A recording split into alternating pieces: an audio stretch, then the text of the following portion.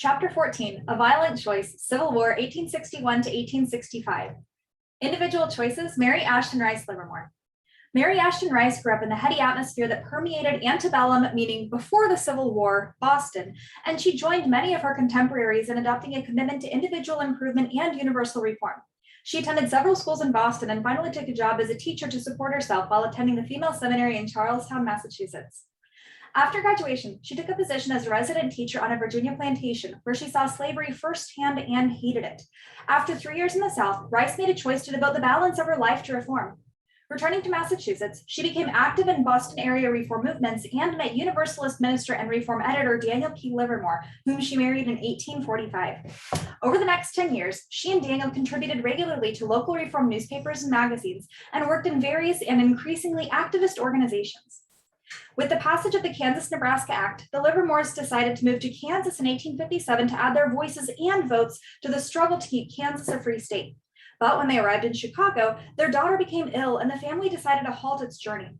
Still burning with reform fever, they founded a magazine, The New Covenant, to bring New England-style activist journalism to the Midwest.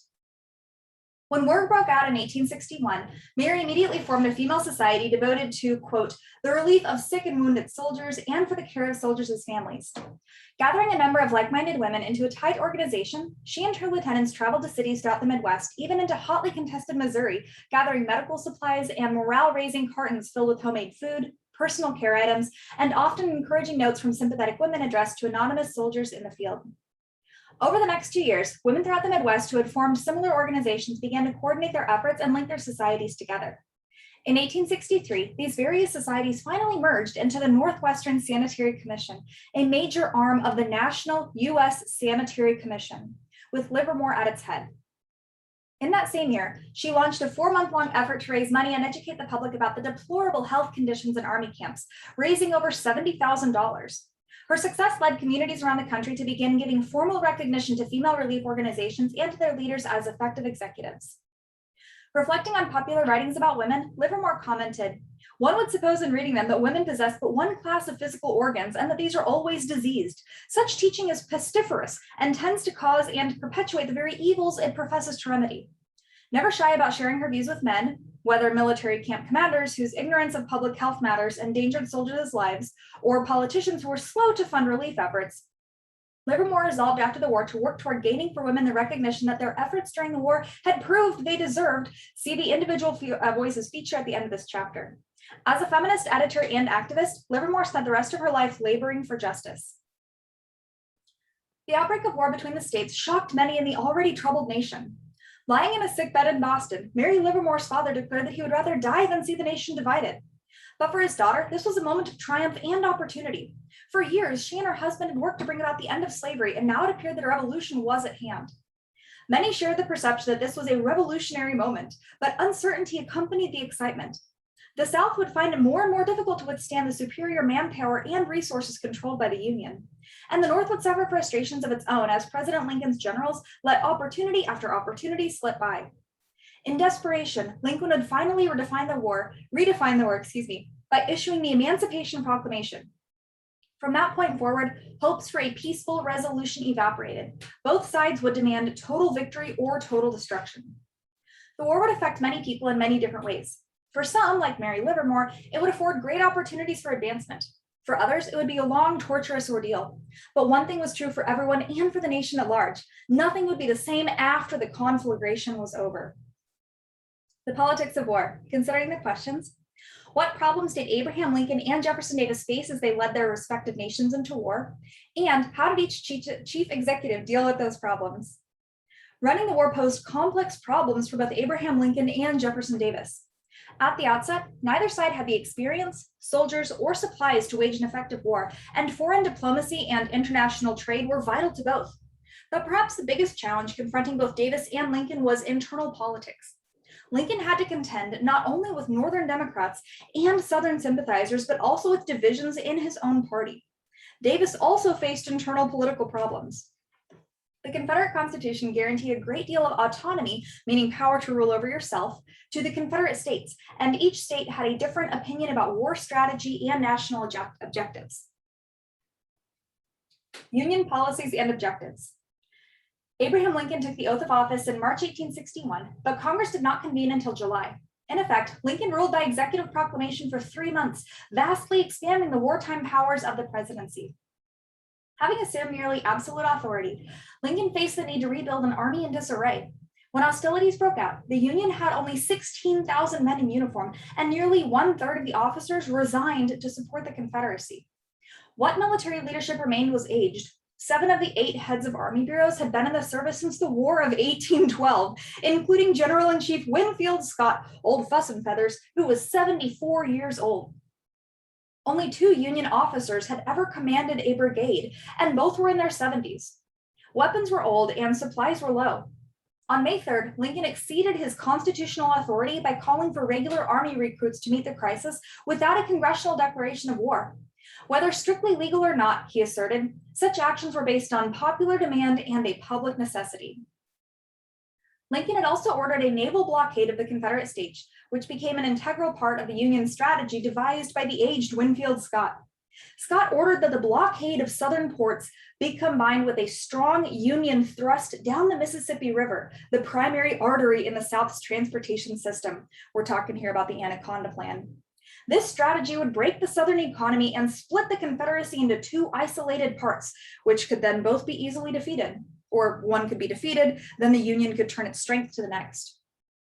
Like many Northerners, Scott believed that economic pressure would bring Southern moderates forward to negotiate a settlement. A war-fevered Northern press ridiculed what it called the Anaconda Plan. When Congress finally convened on July 4th, 1861, Lincoln explained his actions and reminded congressmen that he had neither the constitutional authority to abolish slavery nor any intention of doing so. Rebellion, not slavery, had caused the crisis, and the seceding states must be brought back into the Union regardless of the cost. Our popular government has been called an experiment, he argued, and the point to be settled now was its successful maintenance against a formidable internal attempt to overthrow it. Both houses of Congress passed resolutions validating Lincoln's earlier actions. This seemingly unified front did not last. Viewing vengeance as the correct objective, radical Republicans in Congress growled, if their whole country must be laid waste and made a desert in order to save this Union, so let it be. They pressed for and passed a series of confiscation acts that inflicted severe penalties against individuals in rebellion. Treason was punishable by death, and anyone aiding the Confederacy was to be punished with imprisonment, attachment of property, and confiscation of slaves. All persons living in the 11 seceding states, whether loyal to the Union or not, were declared enemies of the Union and subject to the provisions of the law. The radicals splintered any consensus Lincoln might have achieved in his own party, and Northern Democrats railed against his accumulation of power. Remember that Lincoln is a Republican. To keep an unruly Congress from undermining his efforts, Lincoln shaped early Union strategy to appease all factions and use military appointments to smooth political feathers. His attitudes frequently enraged radical abolitionists, but Lincoln maintained his calm in the face of their criticism and merely reinforced his intentions. What I do about slavery and the colored race, he stated in 1862, I do because it helps to save the Union. And what I forbear because I do not believe it would help save the Union. Nevertheless, Lincoln had far greater physical and human resources at his command than did the Confederates. The Union was home to more than twice as many people as the Confederacy, had vastly superior manufacturing and transportation systems, and enjoyed almost a monopoly in banking and foreign exchange. Lincoln also had a well-established government structure and formal diplomatic relations with other nations of the world. Still, these advantages could not help the war effort unless properly harnessed. There are several wonderful images and a great graph also on pages 341 and 42. I would recommend taking a look at those. Confederate policies and objectives.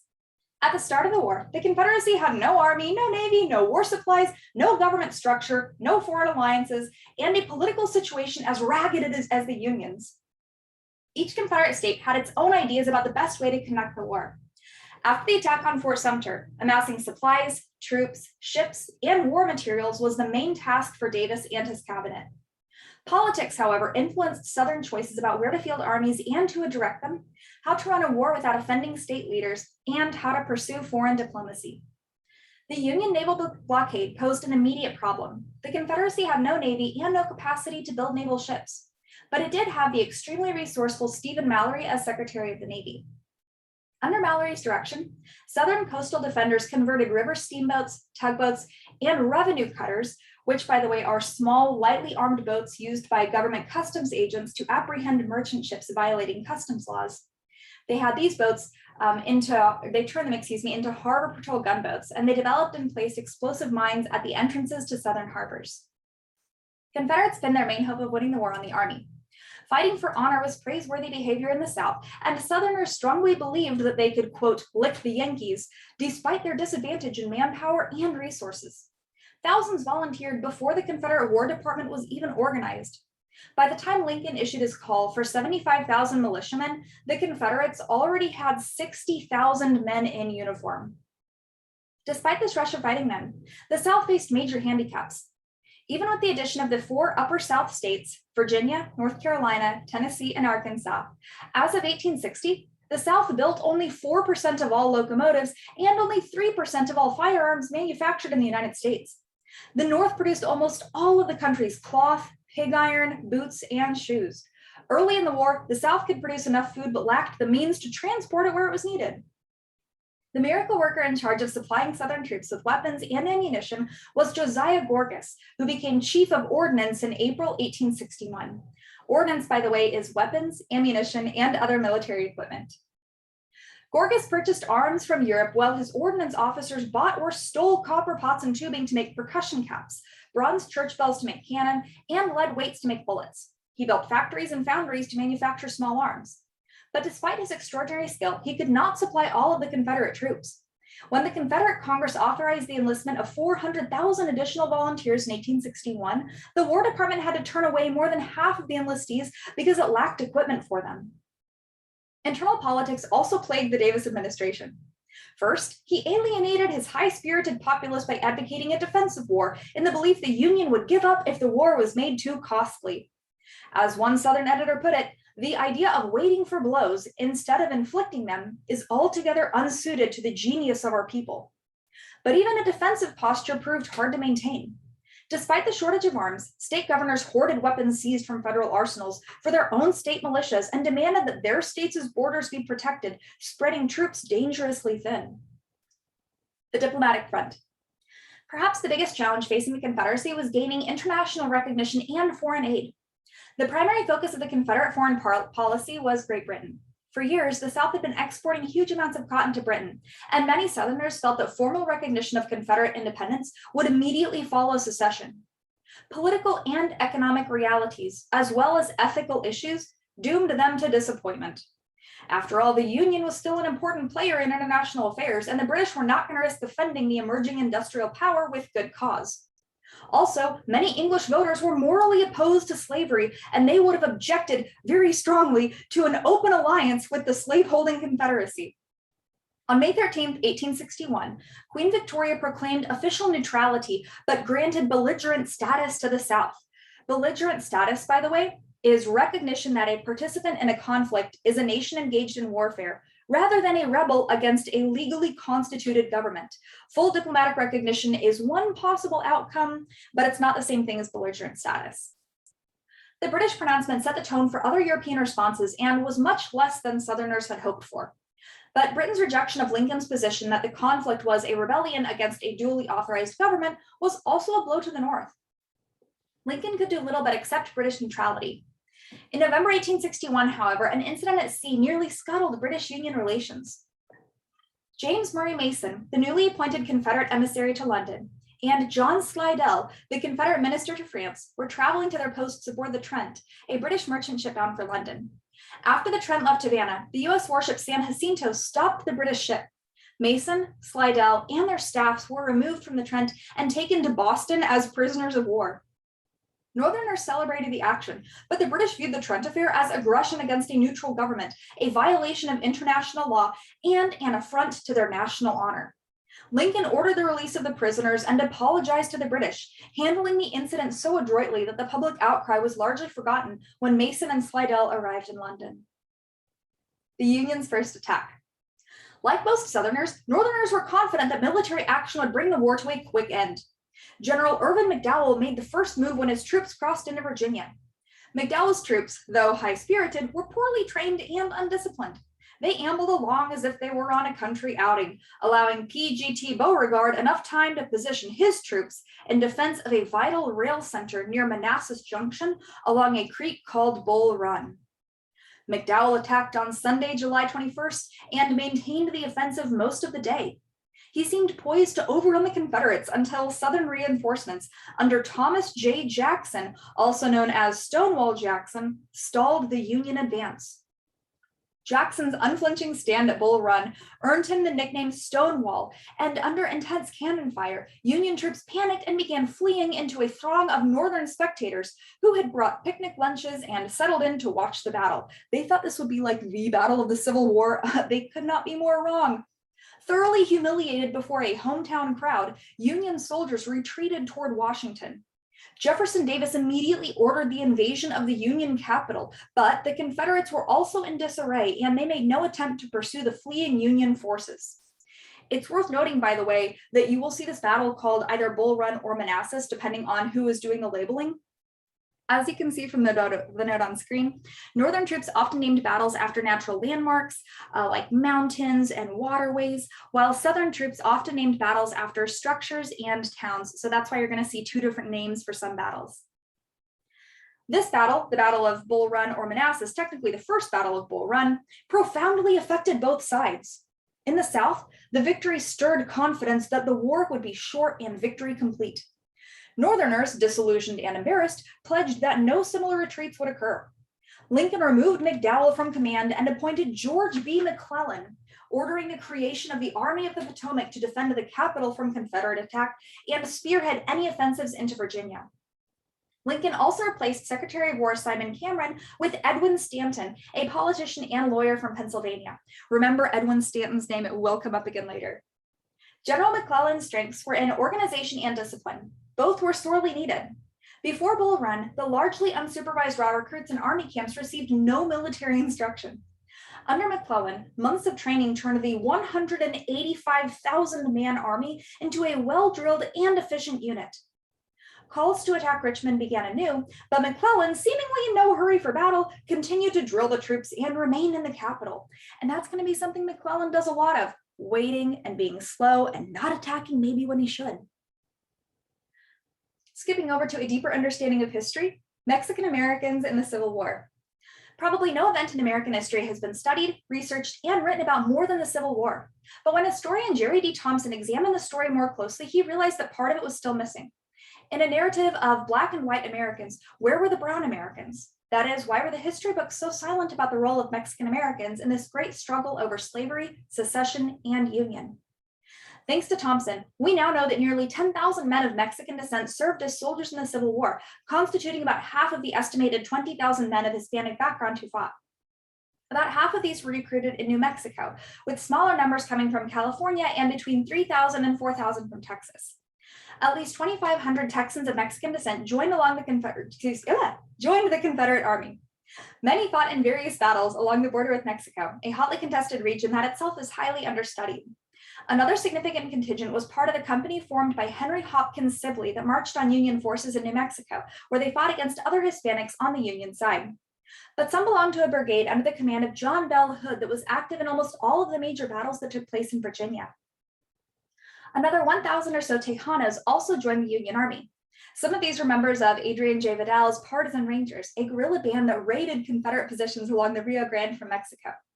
Most, however, served in the Texas Union Army, which was formed originally by Unionist Texas refugees in New Orleans late in 1862.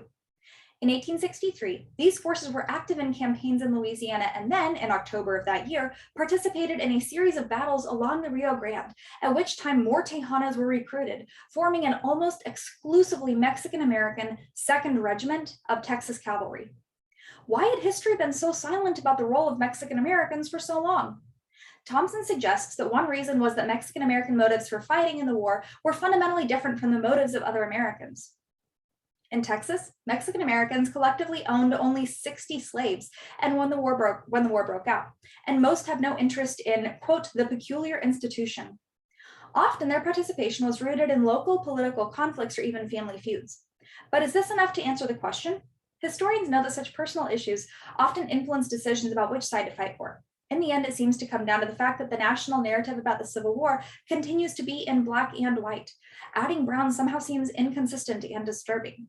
But historians need to get over their reticence about broadening the palette and painting a more colorfully inclusive narrative, not just of the Civil War, but of our history generally. From Bull Run to Antietam, considering the questions, how did military action during the opening years of the war affect the people's perceptions of the war in the North and South? And why did Lincoln issue the Emancipation Proclamation when and in the way he did? What types of responses did it elicit? Reorganizing the military and forming the Army of the Potomac did not accomplish Lincoln's goal of toppling the Confederacy quickly and bringing the rebellious South into the Union. In the second year of the war, frustration followed frustration as Confederate forces continued to outwit and outfight numerically superior and better equipped Federal troops. After Bull Run, it was clear that the war would be neither short nor glorious. The War in the West. While the war in the East slid into inactivity, events in the West seemed almost as futile for the Union forces. In the border state of Missouri, the conflict rapidly degenerated into guerrilla warfare. Confederate William Quantrill's raiders matched atrocities committed by Unionist guerrilla units called Jayhawkers. Union officials seemed unable to stop the ambushes, arson, theft, and murder, and Missouri remained a lawless battleground throughout the war. Both the United States and the Confederacy coveted the Western territories nearly as much as they did the border states, meaning they really want the Western territories. In 1861, Confederate Henry Hopkins Sibley recruited 3,700 Texans and marched into New Mexico, defeating a Union force at Val Verde, but his losses were high. Needing provisions to continue the operation, he sent units to raid abandoned Union storehouses in Albuquerque and Santa Fe, but withdrawing Federal troops had burned whatever supplies they could not carry. The small Confederate force at Santa Fe encountered a much larger Federal force and won a miraculous victory, but the effort left the Confederates destitute of supplies, meaning they lacked supplies. Under constant attack, the starving Confederate detachment evaded Union troops and retreated back into Texas. Confederate leaders sought alliances with several Indian tribes in the newly settled Indian Territory south of Kansas. Many of the residents there had endured the Trail of Tears and had no love for the Union. If these Indian tribes aligned with the Confederacy, they not only could supply troops, but might also form a buffer between Union forces in Kansas and the thinly spread Confederate defenses west of the Mississippi.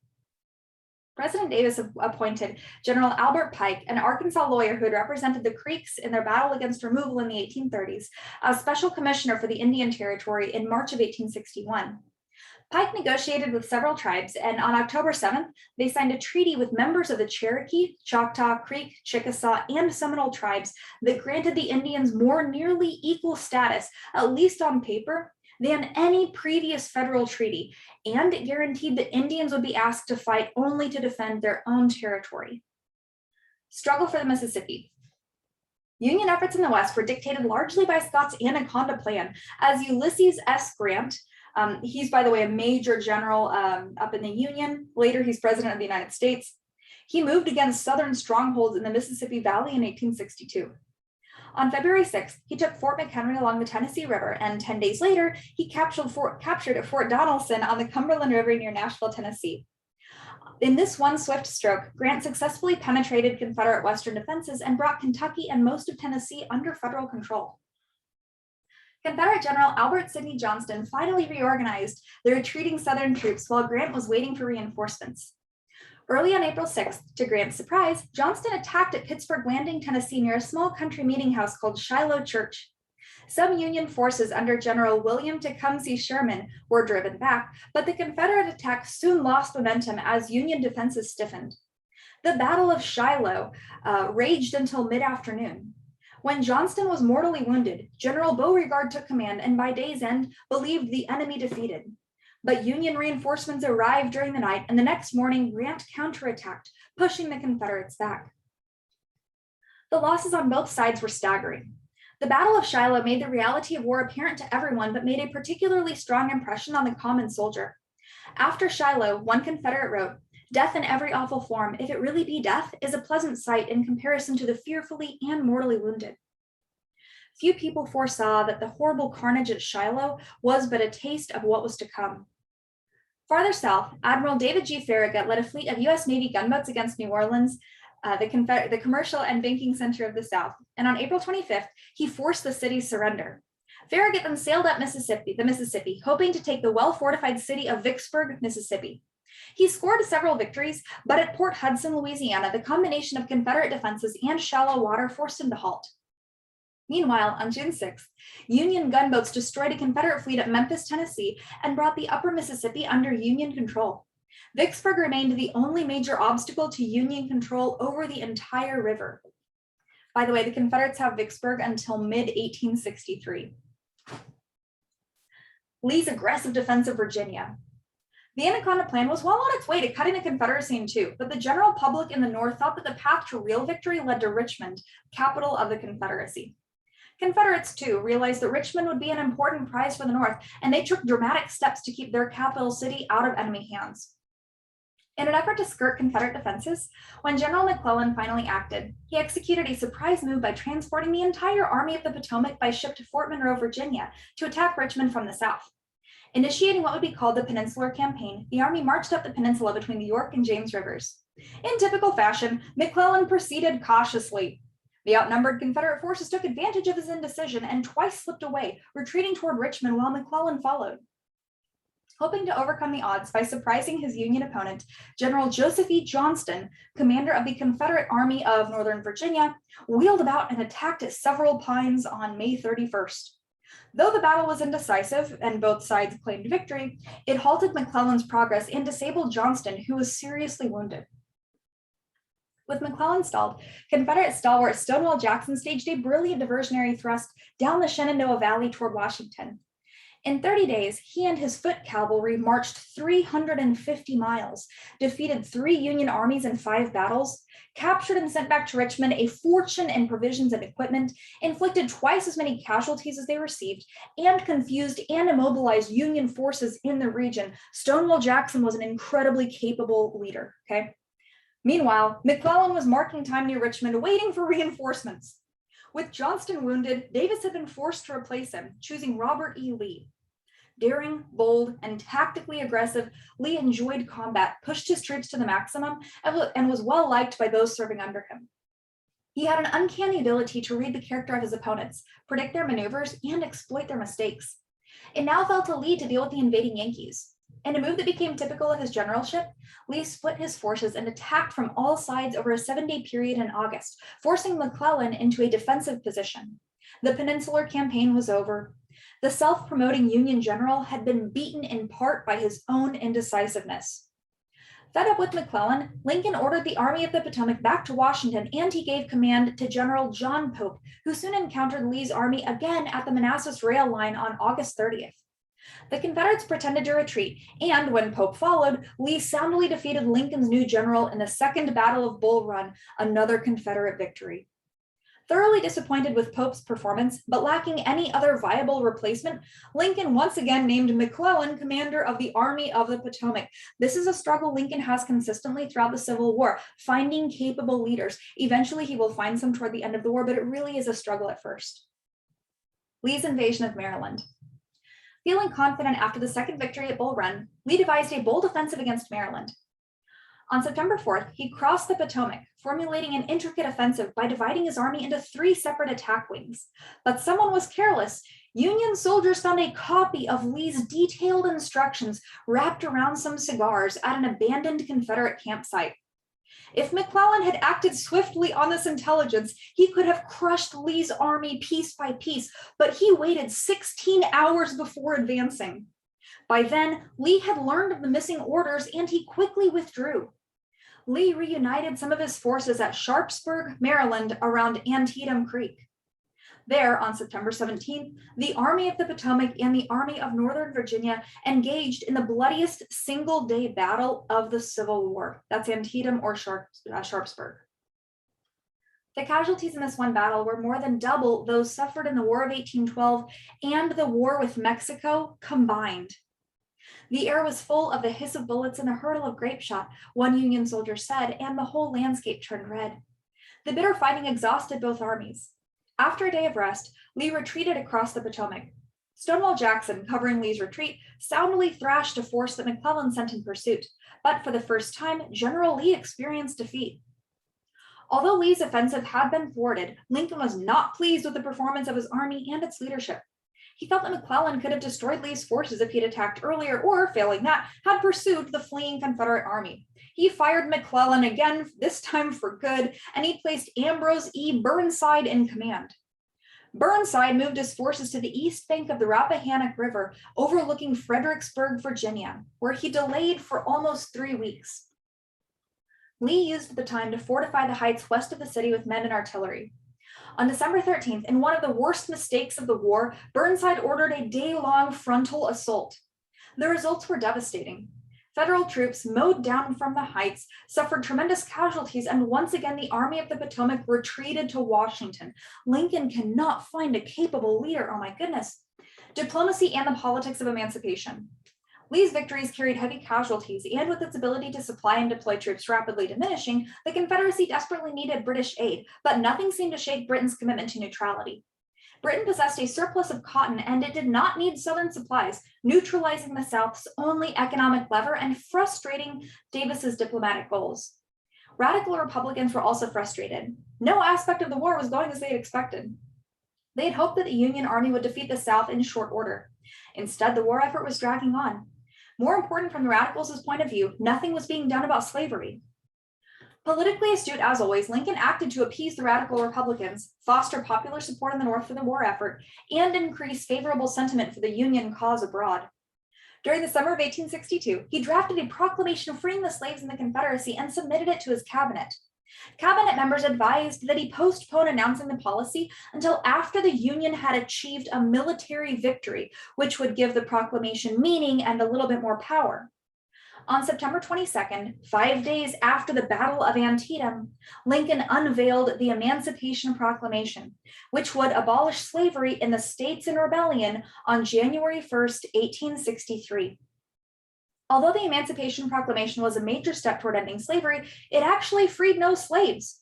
The proclamation applied only to slavery in areas controlled by the Confederacy, not in any area controlled by the Union. And that's a big misconception that people have. People think the Emancipation Proclamation freed all the slaves. It didn't do that. It only freed slaves in states that were in open rebellion. Some found this exception troubling, but the president's reasoning was sound. He could not afford to alienate the 4 slave states, the border states, that had remained in the Union, nor could he commit any manpower to enforce emancipation in the areas that had been captured from the Confederacy. Lincoln made emancipation entirely conditional on a Union military victory, a gambit designed to force critics of the war, whether in the US or Great Britain, to rally behind his cause. Basically, as they would defeat Southern states or areas, freedom would follow.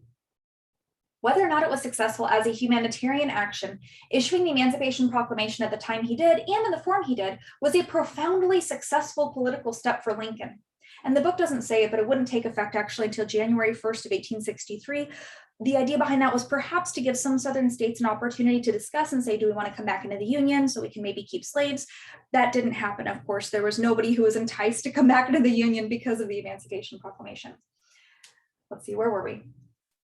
Although a handful of Northern Democrats and a few Union military leaders called it an absurd proclamation of a political coward, more joined Frederick Douglass in proclaiming, "We shout for joy that we live to record this righteous decree."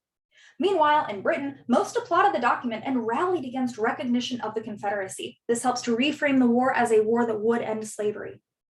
Still, Lincoln's new general-in-chief, Henry Halleck, was chilled by the document. As he explained to Grant, the character of the war has very much changed within the last year. There is now no possible hope of reconciliation. The war was now about slavery as well as secession, and the Emancipation Proclamation committed the Union to conquering the enemy. As Lincoln told one member of his cabinet, the war would now be one of subjugation.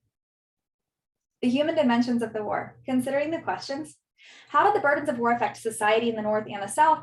And how did individuals and governments in both regions respond to those burdens? The Civil War imposed tremendous stress on American society.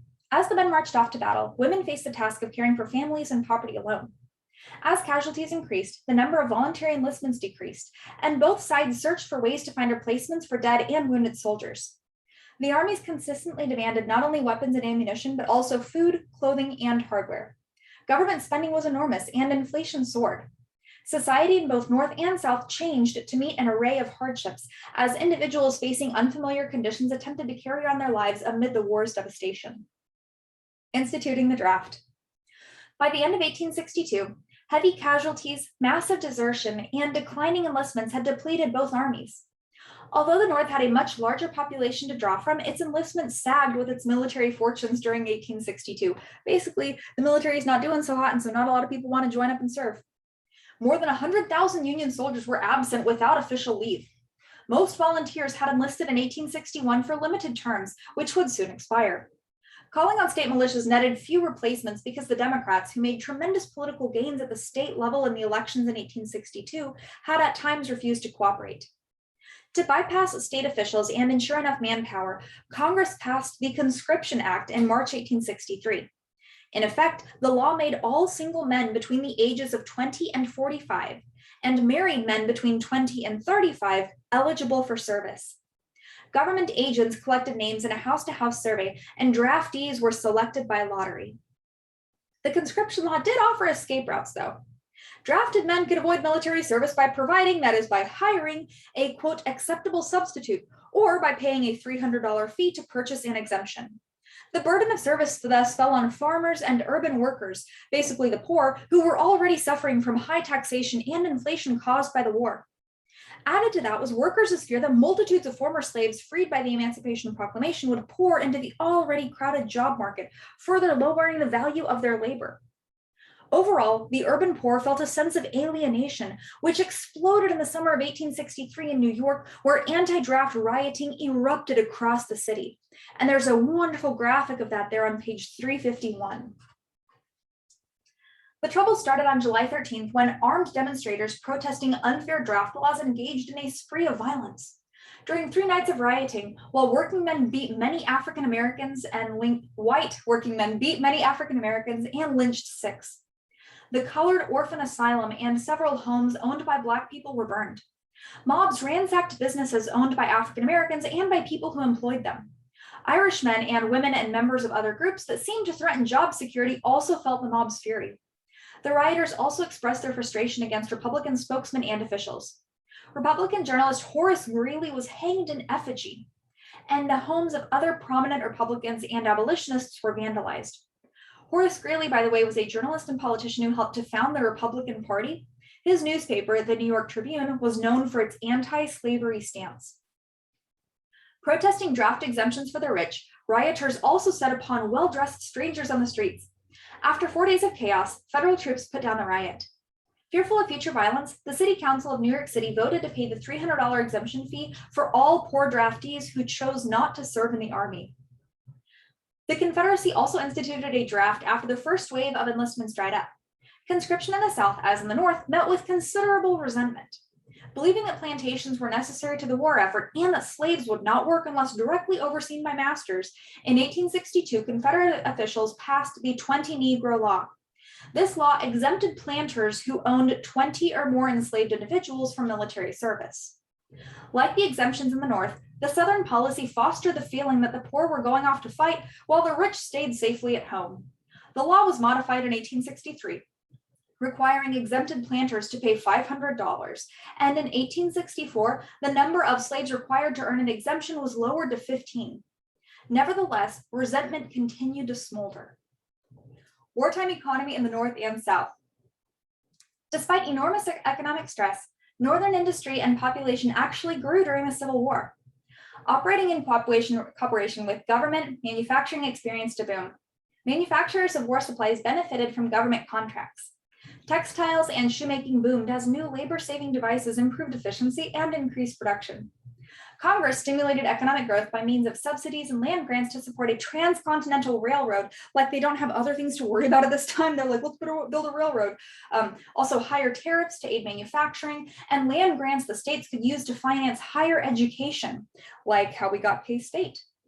In 1862, Congress passed the Homestead Act to make land available to more farmers. The law granted 160 acres of the public domain in the West to anyone who lived on and improved the land for 5 years, men as well as women. Of course, the economic picture was not entirely positive. The Union found itself resorting to financial tricks to keep the economy afloat. Facing a cash flow emergency in 1862, Congress passed the Legal Tender Act, authorizing Treasury Secretary Salmon Chase to issue $431 million in paper money known as greenbacks that was backed not by gold, but only by the government's commitment to redeem the bills. Financial support also came through selling bonds. In the fall of 1862, Philadelphia banker J. Cook started a bond drive. More than $2 billion worth of government bonds were sold, most of them paid for in greenbacks. These emergency measures helped the Union survive the financial pressures created by the war, but the combination of bond issues and unbacked currency set up a highly unstable situation that came back to haunt Republicans after the war. The South, an agrarian society, began the war without an industrial base. Here, the government intervened more directly in the economy, offering generous loans to new or existing companies that would produce war materials. Josiah Gorgas started government-owned production plants in Alabama, Georgia, and South Carolina. These innovative programs, however, could not compensate for inadequate pre-war industrialization. The supply of money was also a severe problem in the South. Like the North, the South tried to ease cash flow problems by printing paper money, eventually issuing more than $1 billion in unbacked currency. The outcome was runaway inflation. By the time the war ended, Southerners were paying more than $400 for a barrel of flour. Southern industrial shortcomings severely handicapped the Army. Many Confederate soldiers were barefoot because shoes were in such short supply. Ordnance was always in demand. Northern plants could produce more than 5,000 muskets a day, but Confederate production never exceeded 300. The most serious shortage, however, was food. Although the South was an agricultural region, most of its productive acreage was devoted to cotton, tobacco, and other inedible crops, things you don't eat. Corn and rice were the primary food products, but supplies were continually reduced by military campaigns and Union occupation of farmlands. Hog production suffered from the same disruptions, and while Southern cattle were abundant, most were range stock grown for hides and tallow rather than for food. Hunger became a miserable part of daily life for the Confederate armies. Civilians in the South suffered from the same shortages as the Army. Because of pre-war shipping patterns, the few rail lines that crossed the Confederacy ran north and south. Distribution of goods became almost impossible as invading Union forces cut rail lines and disrupted production. The flow of cattle, horses, and food from the West diminished when Union forces gained back control of the Mississippi. Imported goods had to evade the Union naval blockade. Southern society, cut off from the outside world, consumed its existing resources and found no way to obtain more. Women in two nations at war. Because the South had fewer men than the North to send to war, a larger proportion of Southern families were left in the care of women. Some women successfully supported their families. Others struggled in complete poverty amid the ravages of war. One woman wrote to the Confederacy's Secretary of War, pleading that he discharge her husband so that he might do his children some good rather than leaving them to suffer. Some disregarded the authorities. "Desert again, Jake," one shouted to her husband, who was being drafted for the second time. Most Southern women, however, supported the war effort. Women became responsible for much of the South's agricultural and industrial production, overseeing crops and laboring in the fields, working in factories, managing estates, and operating businesses while, in most cases, also running the household, and waiting for the dreaded message that a husband or child would not return from the front. As one Southern soldier wrote, "Women bore the greatest burden of this horrid war." Women in the North served in much the same capacity as their Southern counterparts. They maintained families and homes alone, working to provide income and raise children.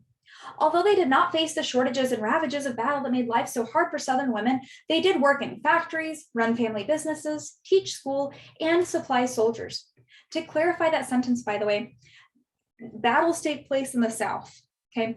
Northern women do not face battles happening in their backyard or armies coming through their towns. Southern women face that, okay? Many served in managerial capacities or as writers and civil servants up in the North. Even before the war ended, Northern women were going south to educate former slaves and help them find a place in American society. Like Mary Livermore, women assumed new roles that helped prepare them for greater involvement in social and political life after the war. Women from both South and North actively participated in the war itself. Many women on both sides served as scouts, couriers, and spies, and more than 400 disguised themselves as men and served as active soldiers until they were discovered. General William S. Rosecrans expressed dismay when one of his sergeants was delivered of a bouncing baby boy, which was, the general complained, in violation of all military regulations.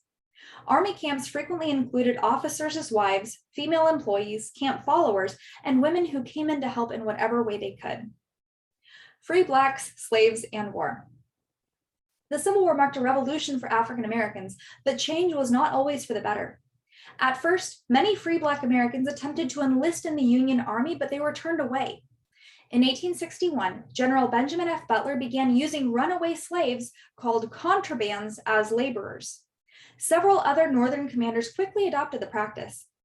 As the number of contrabands increased, however, the Union grappled with the problems of housing and feeding them. In the summer of 1862, Congress authorized the acceptance of persons of African descent into the armed forces, but enlistment remained low. After the Emancipation Proclamation, though, Union officials actively recruited former slaves, and they raised troops from among the freedmen and formed them into regiments known as the U.S. Colored Troops. Some northern state governments sought free blacks to fill state draft quotas. Agents offered generous bonuses to those who signed up. By the end of the war, about 180,000 African Americans had enlisted in Northern armies. By 1865, almost 2/3 of Union troops in the Mississippi Valley were Black. At first, African American regiments were used as laborers rather than being allowed to fight. But several Black regiments, when finally allowed into battle, performed so well that they won grudging respect. These men fought in 449 battles in every theater of the war and had a casualty rate that was 35% higher than that of white soldiers. Still, Army officials discriminated against African American soldiers in a variety of ways. Units were segregated, and until 1864, Black Americans were paid less than white Americans. All Black regiments had white commanders. Only 100 African Americans were commissioned as officers. And Confederates violently resented the Union's use of these troops. African American soldiers suffered atrocities because some Confederate leaders refused to take Black prisoners. In all, about 68,000 Black Union soldiers were killed or wounded in battle, and 21 were awarded the Congressional Medal of Honor. The war effort in the South relied heavily on the slave population, mostly as producers of food and as military laborers. Slaves constituted more than half of the workforce in armament plants and military hospitals. Though crucial to the Southern war effort, slaves suffered more than other Southerners in the face of food shortages and other privations. And after Lincoln issued the Emancipation Proclamation, fears of slave revolts prompted whites to institute harsh security procedures. Hungry and even less free than usual, slaves became the greatest unsung casualties of the war. Life and death at the front. Many volunteers on both sides in the Civil War had romantic notions about military service. Most were disappointed. Life as a common soldier was anything but glorious. Letters and diaries written by soldiers tell of long periods of doing nothing in overcrowded camps, interrupted only by furious spells of dangerous action. Though life in camps was tedious, it could be nearly as dangerous as time spent on the battlefield. Problems with supplying safe drinking water and disposing of waste constantly plagued military leaders. Diseases such as dysentery and typhoid fever frequently swept through unsanitary camps. And in the overcrowded conditions that often prevailed, smallpox and other contagious diseases passed rapidly from person to person. At times, as many as a quarter of the uninjured people in camps were disabled by one or another of these ailments. Lacking in resources, organization, and expertise, the South did little to upgrade camp conditions. In the North, however, women like Mary Livermore drew on the organizational skills they had gained as antebellum reformers and created voluntary organizations to address the problem. As the small local relief societies gradually merged into regional organizations, President Lincoln in June of 1861 responded to their concerns by creating the United States Sanitary Commission, a government agency responsible for advising the military on public health issues and investigating sanitary problems. This is a really, really, really big deal, folks. The Sanitary, as it was called, put hundreds of nurses into the field, providing much needed relief for overburdened military doctors. Nurses on both sides showed bravery and devotion.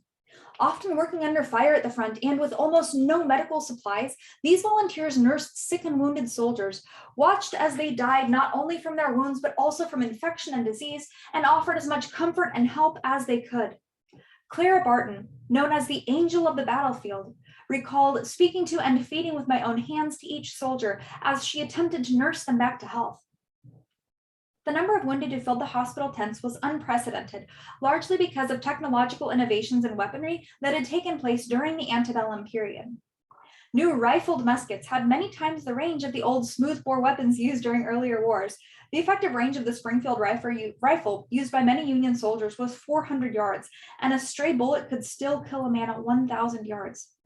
Rifling, by the way, is having a series of spiral grooves inside the barrel of a gun that causes the projectile to spin, kind of like how you spin a football when you throw it, giving it greater range and accuracy. Rifled artillery also added to the casualty count, as did exploding artillery shells, which sent deadly shrapnel ripping through the lines of men.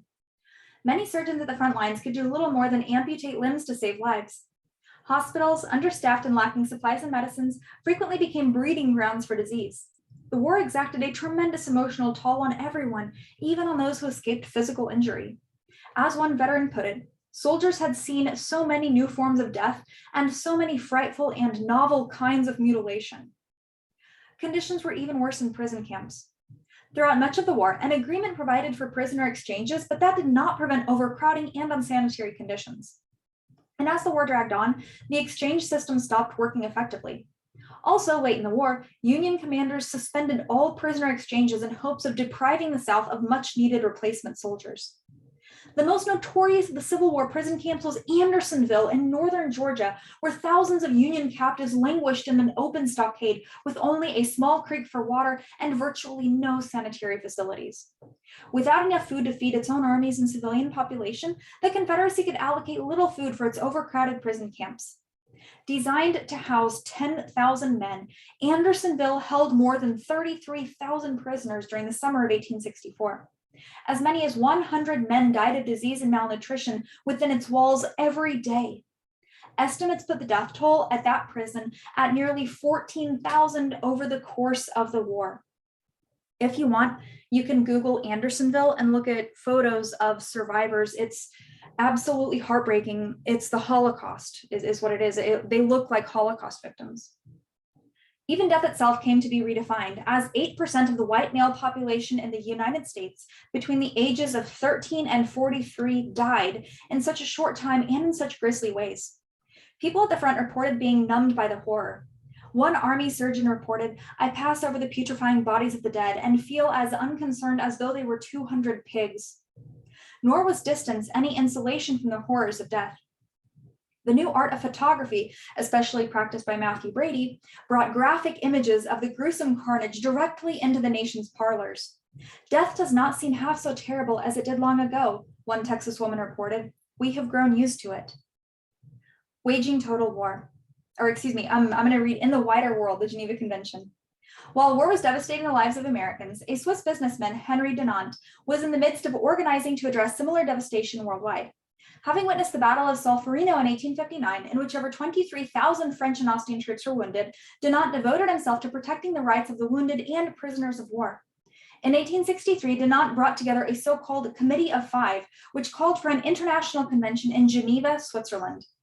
Delegates from 14 nations attended his first Geneva Convention, and they signed accords calling for the protection of wounded soldiers and for medical personnel in the field. They devised an internationally recognized symbol to identify those under protection, a red cross on a field of white. In the years to come, dozens of nations would sign and expand the Geneva Convention, and in 1876, Dunant's Committee of Five was renamed the International Committee of the Red Cross, the name that it still bears today. Waging total war. Considering the questions: what factors contributed to the Union's adoption of a total war strategy after 1863? And was total war justifiable in light of the human and property damage it inflicted and the overall consequences it achieved? Why or why not? As Northerners anticipated the presidential election of 1864, Lincoln faced severe challenges on several fronts. The losses to Lee and Jackson in Virginia and the failure to catch Lee at Antietam had eroded public support. Many Northerners resented the war, conscription, and abolitionism. Others feared Lincoln's powerful central government. Northern Democrats advocated a peace platform and turned to George B. McClellan, Lincoln's ousted general, as a potential presidential candidate. Lincoln also faced a challenge from within his own party. Radical Republicans who felt he was being too soft on the South and unfit to run the war began planning a campaign to win power. They championed the candidacy of John C. Fremont, who had become an ardent advocate of the complete abolition of slavery. Lincoln's generals and Southern successes. The surest way for Lincoln to stop his political opponents was through military success. After Burnside's disaster at Fredericksburg, Lincoln demoted him and elevated General Joseph Hooker. Despite Hooker's reputation for bravery in battle, his nickname was Fighting Joe, Lee soundly defeated his forces at Chancellorsville in May of 1863. After Hooker had maneuvered Lee into a corner, Stonewall Jackson unleashed a vicious attack, and according to one of his subordinates, Fighting Joe simply lost his nerve. Hooker resigned, and Lincoln replaced him with General George E. Meade. Chancellorsville was a devastating loss for the North, but it was perhaps more devastating for the Confederates. After he led the charge that unnerved Hooker, Jackson's own men mistakenly shot him as he rode back toward his camp in the darkness. Doctors amputated Jackson's arm in an attempt to save his life. "He has lost his left arm," moaned Lee, "but I have lost my right." 8 days later, Jackson died of pneumonia. Despite the loss of Stonewall Jackson, at a meeting of Confederate leaders in Richmond, Lee proposed another major invasion of the North, arguing that such a maneuver would allow the Confederates to gather supplies and might encourage the Northern peace movement, revitalize the prospects of foreign recognition, and perhaps capture the Union capital. Remember that Washington, D.C. is perilously close to the South. Confederate leaders agreed, and they approved Lee's plan. The Army of Northern Virginia met only weak opposition as it crossed the Potomac River. In Maryland and Pennsylvania, the troops seized livestock, supplies, food, clothing, and shoes.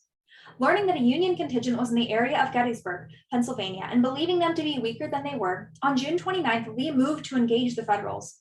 Meade, whose Army of the Potomac had been trailing Lee's army as it marched north from Chancellorsville, immediately dispatched a detachment to reinforce Gettysburg.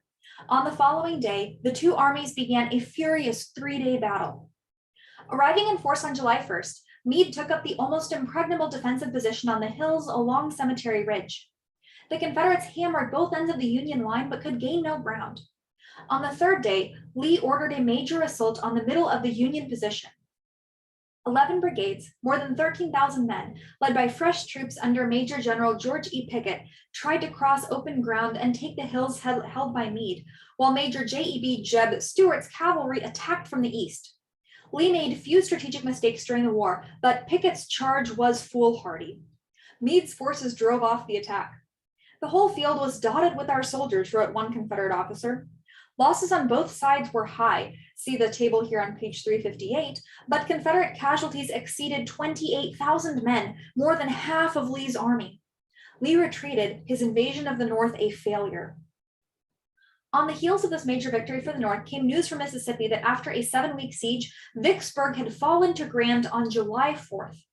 Then, on July 9th, Port Hudson, the last Confederate garrison on the Mississippi, also surrendered.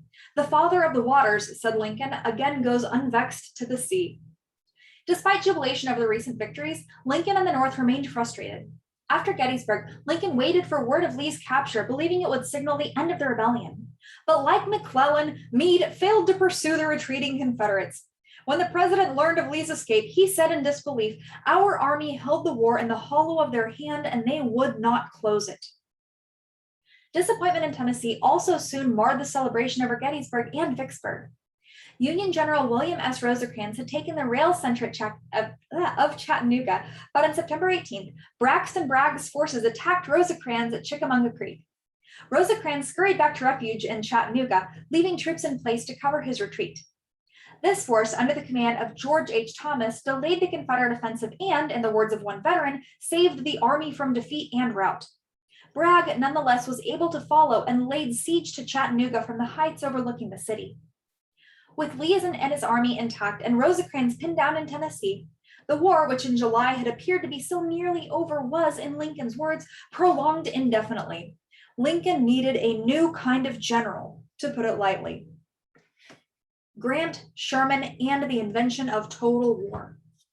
Among the available choices, Grant had shown the kind of persistence and boldness Lincoln thought necessary.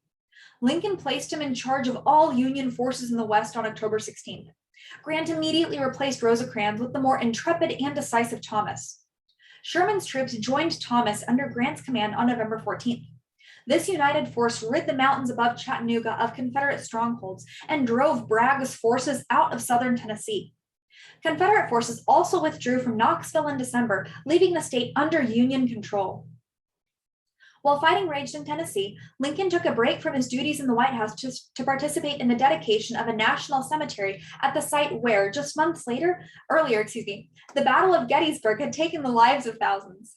In the speech he delivered on November 19, 1863, Lincoln dedicated not only the cemetery, but the war effort itself to the fallen soldiers and also to a principle. 77 years ago, Lincoln said, our fathers brought forth on this continent a new nation, conceived in liberty and dedicated to the proposition that all men are created equal. The Gettysburg Address was circulated in the media and galvanized many Americans who had come to doubt the war's purpose.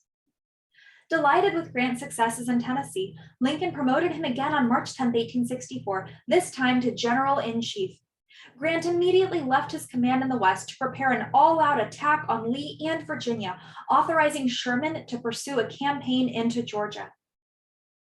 In Grant and Sherman, Lincoln had found what he needed. On the surface, neither seemed a likely candidate for a major role in the Union Army. Both were West Point graduates, but they left the Army after the war with Mexico to seek their fortunes. Neither was particularly successful in civilian life. Despite their less than distinguished pasts, these two men invented a new type of warfare that eventually brought the South to its knees. Grant and Sherman were willing to wage total war to destroy the South's will. Total war, by the way, is war waged with little regard for the welfare of troops on either side or for enemy civilians. The objective is to destroy both the human and the economic resources of the enemy. One of Grant's first acts was to cut the supply of Confederate soldiers by suspending prisoner of war exchanges. He understood that one outcome of this policy would be slow death by starvation for Union prisoners, but he reasoned that victory was his primary goal and that suffering and death were unavoidable in war. Throughout the remainder of the war, this single-mindedness pushed Grant to make decisions that cost tens of thousands of lives on both sides.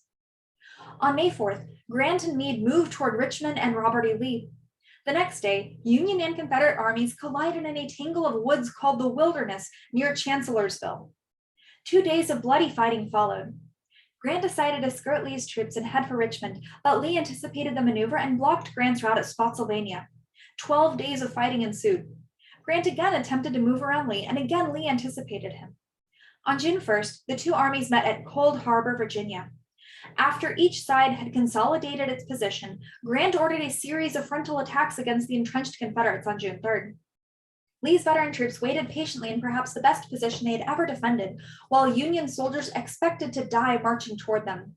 The assault failed amid unspeakable slaughter. One Southerner described Grant's assaults as inexplicable and incredible butchery. Many of the young Federal attackers at Cold Harbor had pinned their names on their shirts in the hope that their shattered bodies might be identified after the battle. Casualties on both sides at Spotsylvania and Cold Harbor were staggering, but Union losses were unimaginably horrible. As one Confederate officer put it, "We have met a man this time who either does not know when he is whipped or who cares not if he loses his whole army." During the three encounters, Grant lost a total of 60,000 troops, more than Lee's entire army. Said Lee, "This is not war, this is murder." But Grant's seeming wantonness was calculated, for the Confederates lost more than 25,000 troops, and Grant knew, as did Lee, that the Union could afford the losses, but the Confederacy could not.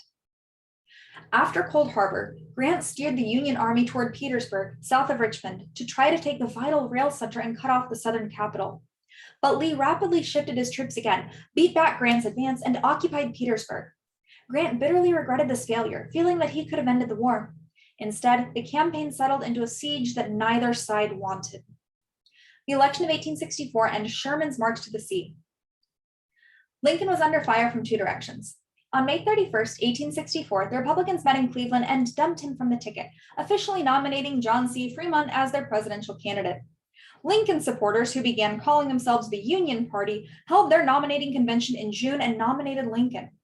To attract Democrats who still favored fighting for a clear victory, Union Party delegates dumped Republican Vice President Hannibal Hamlin and chose Andrew Johnson, a Southern Democrat, as Lincoln's running mate. Then, in August, the Democratic National Convention met at Chicago. The Democrats pulled together many Copperheads. Copperheads, by the way, it's a derogatory term applied to Northerners who supported the South during the Civil War. The Democrats pulled together many Copperheads and other Northerners who were so upset by the heavy casualties that they were determined to stop the war, even at the cost of allowing slavery to continue. The Democrats selected McClellan as their presidential candidate and included a peace plank in their platform. Thus, Lincoln sat squarely in the middle between one group that castigated him for pursuing the war and another group that rebuked him for failing to pursue it vigorously enough. You're darned if you do and you're darned if you don't. Jefferson Davis's administration also faced serious criticism as deprivation and military losses mounted. In an effort to solve their mutual problems, Lincoln and Confederate Vice President Alexander H. Stephens had conversations about negotiating a settlement. Lincoln stated his terms: reunion, abolition, and amnesty for Confederates. Stephens balked, pointing out that amnesty applied to criminals and that the South had committed no crime. The only possible outcomes of the war for the South, he concluded, were independence or extermination, even if it meant enduring the sight of every Southern plantation sacked and every Southern city in flames. The words proved prophetic. Grant had instructed Sherman to get into the interior of the enemy's country as far as you can, inflicting all the damage you can against their war resources. Sherman responded with a vengeance. Slowly and skillfully, his army advanced southward from Tennessee toward Atlanta, one of the South's few remaining industrial centers. Confederate General Joseph E. Johnston repeatedly retreated to keep Sherman from annihilating his army. President Davis then replaced Johnston with John Bell Hood, who vowed to take the offensive. Hood attacked, but Sherman inflicted such serious casualties that Hood had to retreat to Atlanta. For days, Sherman shelled Atlanta and wrought havoc in the surrounding countryside. When a last-ditch Southern attack failed, Hood evacuated the city on September 1st. Sherman's victory caused tremendous despair among Confederates, but gave great momentum to Lincoln's re-election campaign. Also boosting Lincoln's re-election efforts was General Philip Sheridan's campaign in the Shenandoah Valley, an important source of food for Lee's army. Adopting the same sort of devastating tactics that Sherman used so successfully, Sheridan's men lived off the land and destroyed both military and civilian supplies whenever possible. Accepting high casualty rates, Sheridan drove Confederate forces from the region in October, laying waste to much of Lee's food supply in the process. These victories proved the decisive factor in the election of 1864. Sherman's and Sheridan's successes diffused McClellan's argument that Lincoln was not competent to direct the Union's military fortunes and quelled much anti-war sentiment in the North. Basically, the victories helped increase support for Lincoln before the election. Equally discredited, the radical Republican platform and the Fremont candidacy disappeared before Election Day. When the votes were counted, Lincoln learned that he had defeated McClellan by 500,000 popular votes and by a landslide margin of 212 to just 21 in the Electoral College.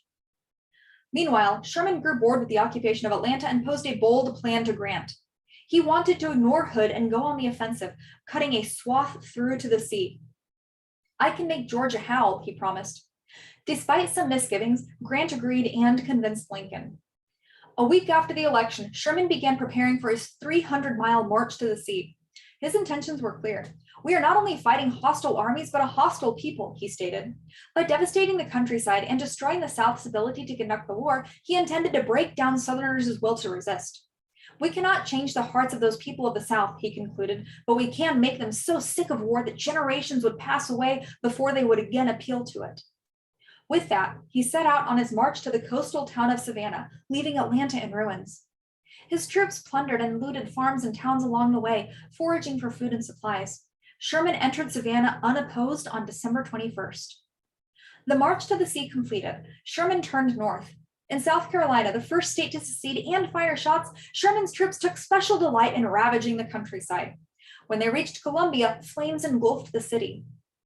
With the state capital in flames, Confederate forces in South Carolina abandoned their posts, moving north to join with Joseph E. Johnston's army in an effort to stop Sherman from crossing North Carolina and joining Grant in Virginia. Union forces quickly moved into abandoned Southern strongholds, including Charleston, where Major Robert Anderson, who had commanded Fort Sumter in April 1861, returned to raise the Union flag over the fort that he had surrendered 4 years earlier. To skip back, by the way, and read "It Matters Today," the Gettysburg Address.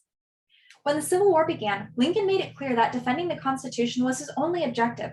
But when he spoke on the Gettysburg battlefield 2 years later, commemorating the deaths of the thousands who fell there, he gave voice to the broader vision and a more noble goal. In that speech, Lincoln referenced the Declaration of Independence, not the Constitution, transforming Thomas Jefferson's stirring announcement of the Enlightenment principle that all men are created equal into the central element in the great American struggle. We seldom take political speeches very seriously these days, but this one changed the conception of the Constitution itself. After Lincoln's death, Congress enacted the 14th Amendment, transforming Jefferson's and Lincoln's statement of principle into the law of the land. To this day, well more than 77 years since Lincoln's famous speech, we hold this truth to be self-evident in principle and in law through the Constitution that Lincoln envisioned in the speech. If you want, you can consider the questions. What does the Gettysburg Address reflect about popular attitudes toward the war following the Battle of Gettysburg? Given what you know about the era, what do you think explains the speech's impact? And in what significant ways did the principles stated by Lincoln at Gettysburg modify the nation's understanding of the Constitution? How has this understanding manifested itself in legislation and landmark legal cases in recent years? The Gettysburg Address is very short, and it's well worth a quick Google search if you are so inclined. The end of Lee and Lincoln. Under increasing pressure from Sherman, the Confederacy's military situation was deteriorating rapidly. In a last-ditch effort to keep the Confederacy alive, Lee advised Davis to evacuate Richmond. The army intended to withdraw from besieged Petersburg and abandon the capital, moving west as rapidly as possible toward Lynchburg. From there, Lee hoped to use surviving rail lines to move his troops south to join with Johnston's force in North Carolina. The unified armies might then halt Sherman's advance and wheel around to deal with Grant. Suffering none of his predecessors' indecisiveness, Grant ordered an immediate assault as Lee's forces retreated from Petersburg. Lee had little ammunition, almost no food, and only 35,000 men. As they retreated westward, hundreds of Southern soldiers collapsed from hunger and exhaustion. On April 9th, Sheridan's Army of the Shenandoah arrived, cutting off Lee's retreat. Union forces now surrounded Lee's broken army. Saying, "There's nothing left for me to do but go and see General Grant," Lee sent a note offering surrender. The two generals met at a private home in the little village of Appomattox Courthouse, Virginia. Grant offered generous terms, allowing Confederate officers and men to go home so long as they observed their paroles and the laws in force where they reside. This guaranteed them immunity from prosecution for treason and became the model for surrender. Grant sent the starving Confederates rations, and he let them keep their horses. He's not bleeding them dry. When they surrender, he's allowing them to have food to keep some supplies and ultimately to keep a little bit of dignity. On the following day, Lincoln addressed a crowd outside the White House about his hopes and plans for rebuilding the nation. He talked about the need for flexibility in pulling the nation back together after the long and bitter conflict. In December 1863, he had issued a proclamation of amnesty and reconstruction, which offered pardons to any Confederates who would take a loyalty oath. After his re-election in 1864, Lincoln had begun to plan for the Confederacy's eventual surrender, and he pushed for a constitutional ban on slavery, which passed on January 31st, 1865. That is, of course, the 13th Amendment. With victory at hand and a peace plan in place, on April 14th, after an exhausting day in conference with Grant and his cabinet, Lincoln chose to relax by attending a play at Ford's Theater in Washington. At about 10 o'clock, John Wilkes Booth, an actor and a Southern sympathizer, entered the president's box and shot him. Meanwhile, one of Booth's accomplices entered the home of Secretary of State Seward, who was bedridden as a result of a carriage accident, and stabbed him several times before being driven out. Another accomplice was supposed to assassinate Vice President Johnson, but apparently lost his nerve. Although the conspiracy had failed, one of its main objectives succeeded. The following morning, Lincoln died of his wound. Even though Lincoln was dead and Lee had fallen, the war continued. Joseph E. Johnston, whose forces succeeded in preventing Sherman from joining Grant, did not surrender until April 18th.